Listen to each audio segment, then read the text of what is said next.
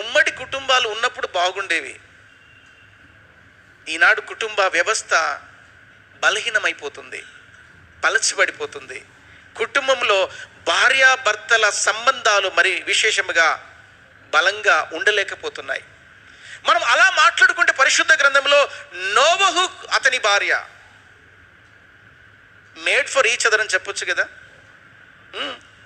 అన్యోన్యమైన జంట. ఇక తర్వాత మనకు ఎవరు గుర్తుకొస్తారు? జల ప్రళయముకు ముందు నోవహు భార్య, జల ప్రళయము తర్వాత దేవుడు ఏర్పరచుకున్న కుటుంబం శారా, అబ్రహాం. వీరు విశ్వాసులు అందరికీ తల్లిదండ్రులు. శారా, అబ్రహాం వారి కుటుంబం. అసలు చూడండి, శారా అబ్రహాం కుటుంబం చూసినప్పుడు, కుటుంబంలో నేను ఎప్పుడు కుటుంబం గురించి మాట్లాడుతున్నప్పుడు భార్యాభర్తల ఇద్దరి మధ్య నమ్మకత్వం అనేది చాలా ప్రాముఖ్యం.